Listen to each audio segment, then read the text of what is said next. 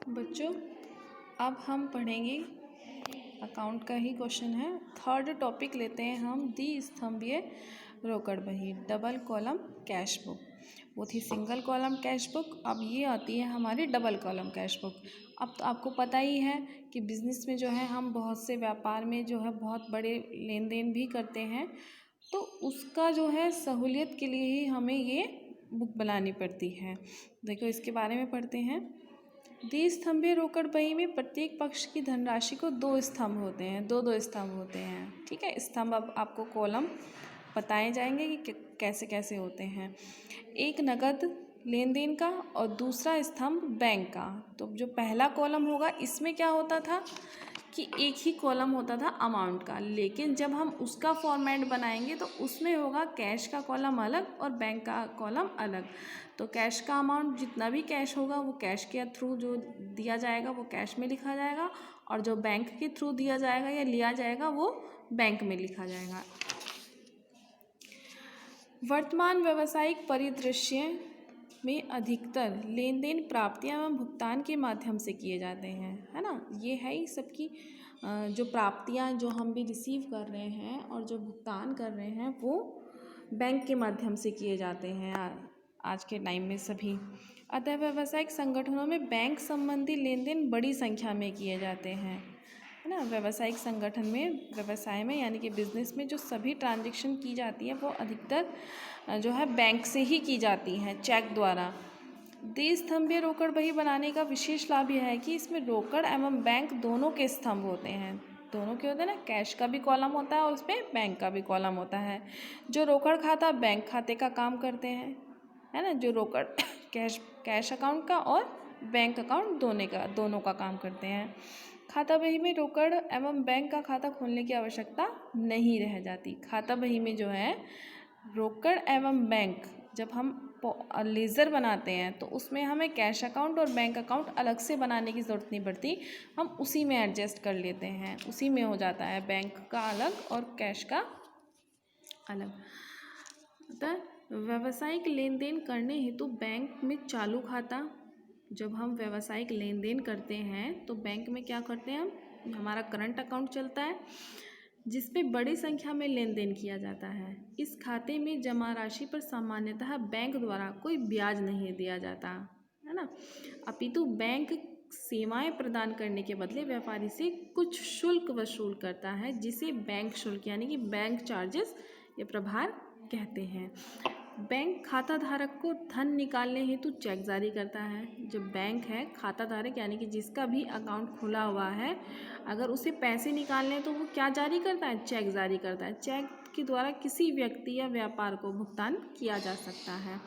Check का प्रारूप आगे जो देखिए ये है चेक का प्रारूप, आपने सभी ने देखे होंगे कि चेक बुक, ये भारतीय स्टेट बैंक की चेक बुक है। यहाँ पर डेट लिखी जाती है, यहाँ पर पैसा शब्दों में और अंकों में दोनों में, यहाँ पे अकाउंट नंबर लिखा जाता है और चेक का प्रारूप जो है वो कुछ इस तरह से होता है। चेक के पे टू के आगे बने खाली स्थान पर उसका नाम लिख दिया जाता है कि किसे हम बिल जो है चेक दे रहे हैं।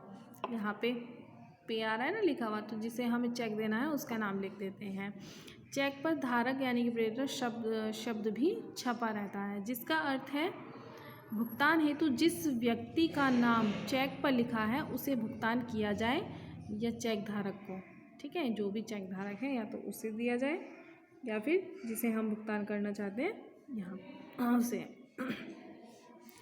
यदि धारक शब्द को काट दिया जाए, यदि धारक शब्द को काट दिया जाए तो इसका अर्थ है कि इसका भुगतान केवल उसी व्यक्ति को किया जाएगा जिसका नाम चेक पर लिखा गया है। अगर हम कंडीशन में ये काट देते हैं तो चेक का जो पेमेंट होगा वो सिर्फ उसी व्यक्ति को होगा जिस पे हमने नाम लिखा है, या समुचित छानबीन के बाद ही उसे आदेशित व्यक्ति को देते हैं। चेक का रेखांकन भी किया जा सकता है, चेक का रेखांकन भी किया जा सकता है। रेखांकित चेक का भुगतान बैंक द्वारा नगद नहीं किया जाता, बल्कि इसका भुगतान पाने वाले के खाते में धनराशि का जमा करके किया जाता है। मतलब कि हम इसको कैश नहीं कर सकते, अकाउंट से अकाउंट में ट्रांसफ़र करने वाली बात है। चेक का रेखांकन करने के लिए चेक के मुख्य पृष्ठ पर बाईं ओर 2 समांतर रेखाएं खींची जाती हैं। ऊपर समांतर रेखाएं खींची जाती हैं। रेखांकन चेक को सुरक्षा प्रदान करता है। जैसा कि चेक के प्रारूप से स्पष्ट है कि यदि किसी चेक पर अकाउंट पे ओनली लिखकर रेखांकित किया गया है, अगर चेक पर अकाउंट पे ओनली, तो चेक में लिखी राशि को केवल उसी व्यक्ति के खाते में जमा किया जाएगा जिसका नाम चेक पर लिखा जाता है।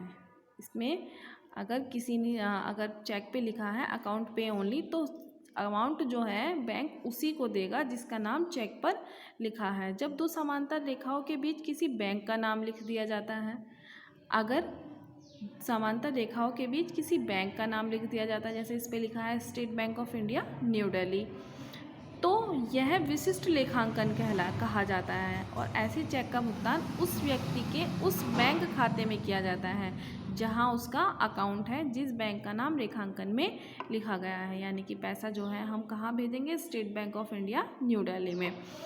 यदि रेखांकन में केवल 2 समांतर रेखाएं खींची जाती हैं और अकाउंट पे ओनली नहीं लिखा जाता है, इन पे अकाउंट पे ओनली नहीं लिखा जाता है, तो ऐसे चेक का हस्तांतरण भुगतान प्राप्तकर्ता या आहर्त यानी कि जो भी रिसीवर है या ड्रॉवर द्वारा किसी अन्य व्यक्ति को भी किया जाता है। एक धारक चेक का भुगतान बैंक में रोकड़ काउंटर पर प्रस्तुत करके प्राप्त कर सकता है। जो चेक का भुगतान है वो रोकड़ काउंटर यानी कि कैशियर के पास जब जाते हैं हम, तो वो उससे रिसीव कर सकता है। एक आदेशित चेक का भुगतान बेचान का प्रस्तुतिकरण करने के लिए जाता है। चेक के बेचान से आशय, जब चेक का बेचान होता है उससे क्या आशय है? विशिष्ट व्यक्ति के नाम से चेक भुगतान करने का आदेश चेक द्वारा स्पष्ट रूप से लिखा होना चाहिए तथा बेचान करने वाले के हस्ताक्षर चेक के पृष्ठ के भाग पर होने चाहिए। चालू खाता व्यापारी के लिए बैंक द्वारा खोला जाता है, जिसमें से जमा राशि से अधिक भी निकाला जा सकता है। इसे ही क्या कहते हैं हम? बैंक अधिविकर्ष कहते हैं। यानी कि हमारी अमाउंट, जितनी हमारी अमाउंट हमारे बैंक में पड़ी है, जैसे मान लीजिए हमारे अकाउंट में 25,000 रुपये पड़े हैं और हमें ज़रूरत है 1 लाख रुपए की, तो हम बैंक से जो है अधिविकर्ष यानी कि ओवरड्राफ्ट के अकॉर्डिंग अपना जो है पैसा निकाल सकते हैं। उसके बदले में हमें उसको ऋण देना पड़ता है। ये मैंने आपको ओवरड्राफ्ट के बारे में बताया भी था। बैंक में रोकड़ या प्राप्त चेक जमा करने के लिए प्रपत्र फॉर्म भरना पड़ता है। चेक जमा करने के लिए, है ना, या रोकड़ यानी कि कैश, जिसे हम जमा पर्ची कहते हैं। बैंक जमा अधिकारी धनराशि या चेक जमा करते समय जमा पर्ची का प्रतिप्रण अपने हस्ताक्षर करके जमाकर्ता को वापस कर देता है। आपने देखा होगा कि जब हम पैसा जमा करते हैं तो एक इस तरह का फॉर्म भरा जाता है ना। उसमें हम अपने जो है नोट लिखते हैं यहाँ पे कि 2000 के कितने नोट हैं, कितने रुपए हुए, पैसे में अगर हैं तो यहाँ पे फिर हम टोटल करके लिखते हैं। यहाँ पे हमारा date, account number, name, mobile number, address, राशि शब्दों में, और यहाँ पे हम अमाउंट डालते हैं और यही डिटेल्स हम इसकी इधर डालते हैं। तो वो एक हिस्सा तो बैंक वाला जो है अपने पास रख लेते हैं और दूसरा हिस्सा जो है वो हमें दे देते हैं प्रूफ के तौर पर। ये इसका प्रारूप है कैश बुक का। देखिए मैंने आपको बताया था, एक साइड होता है हमारा कैश और एक साइड होता है हमारा बैंक। तो सबसे पहले हम डालते हैं debit side, date, particular, LF, cash और बैंक। फिर हम डालेंगे date, particular, LF, cash and bank credit side में। दोनों ही साइड में वही परफॉर्मा चलेगा, बस कॉलम कौन सा बड़ा है हमारा? बैंक का। तो इसका एक उदाहरण दिया है, द्विस्तंभीय रोकड़ बही में अभिलेखन एक उदाहरण के माध्यम से सीखेंगे। किसका है? मैसर्स टूल इंडिया से संबंधित। तो ये इसका जो भी इसने लेन देन किया है वो सब है इसमें। 1 सितंबर 2017 से बैंक शेष है, बैंक बैलेंस बचा था, मैंने रोकड़ शेष किया था तो हमने क्या किया था वहाँ पे एंट्री टू बैलेंस BD, क्योंकि हमारा जो कैश बचा था वो हम आगे उसको पोस्टिंग करेंगे। अब बनती है हमारी कैश अकाउंट। कैश अकाउंट पे सबसे पहले हम डालेंगे 1 सितंबर 2017 में बैंक बैलेंस कितना बचा है इसका? 42,000 रुपये का। और रोकड़ शेष रोकड़ शेष बचा है इनका 15,000 का। तो रोकड़ शेष को हम कैश में डालेंगे हम बैलेंस BD करके, लेकिन कितने रुपए डालेंगे हम? 15,000 रुपये।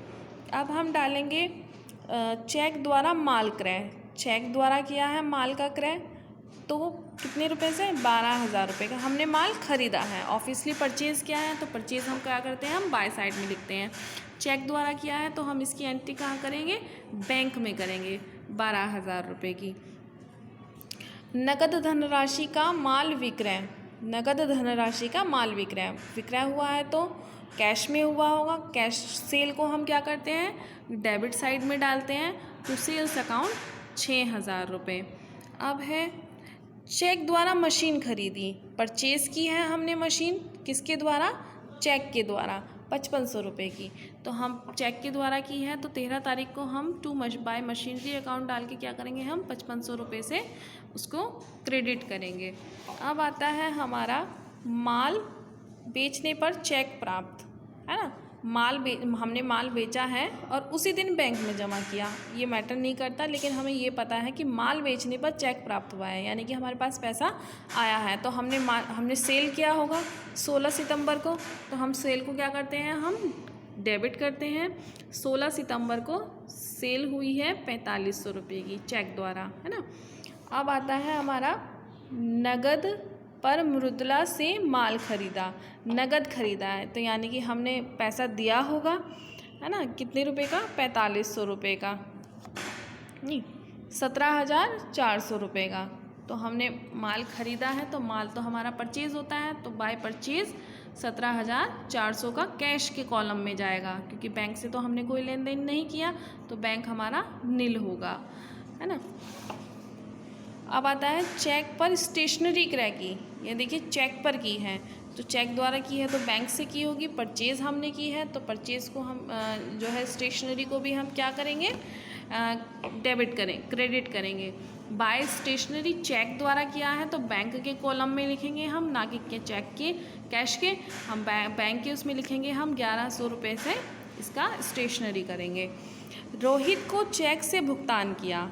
यहाँ पे भी हमने क्या किया है? कैश दिया है, रोहित को दिया है 1500 रुपये का, तो रोहित को चेक से भुगतान किया। 1500 रुपये किए हैं तो यहाँ पे भी हमारे पैसे जो हैं हमारे अकाउंट से कटे हैं, तो यहाँ पे भी हम अकाउंट के बैंक के ही कॉलम में रोहित को हम क्रेडिट करेंगे, क्योंकि हमारे पास से पैसा गया है 1500 रुपये। हम बाय रोहित 1500 रुपये। आता है बैंक से नगद आहरण हमारी, मैंने आपको बताया था ड्राइंग्स होती हैं, है ना। जो बैंक से नगद आहरण किया है 27 तारीख को, तो बैंक से हमने पैसा लिया है तो हमारा लेने का एंट्री कहाँ होगी? हमारा बाय कैश। 27 तारीख को 27 सितंबर को 10,000 रुपये हमने बैंक से निकाले हैं। दूसरा है चेक से किराए का भुगतान।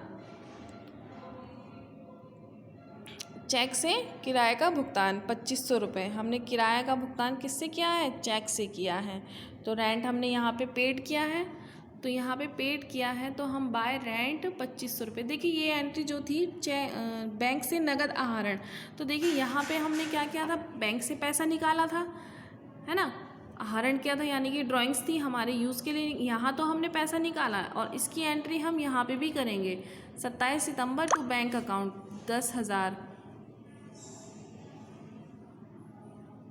10,000 रुपये से, क्योंकि यहाँ पे हमारा कैश बढ़ रहा है। अब आता है हमारा वेतन का भुगतान। यहाँ हमने किया है वेतन का भुगतान, तो बाय सैलरी 3500 रुपये। अब हम दोनों साइड का टोटल करेंगे, जो भी टोटल ज़्यादा होगा वो हम दोनों साइड लिखेंगे, और जो बैलेंस बचेगा उसको हम क्या करेंगे? To balance BD। ये आपका यहाँ तक क्वेश्चन सॉल्व होता है, और आगे हम पढ़ेंगे द्विस्तंभीय रोकड़ बही में खतौनी। ठीक है बच्चों।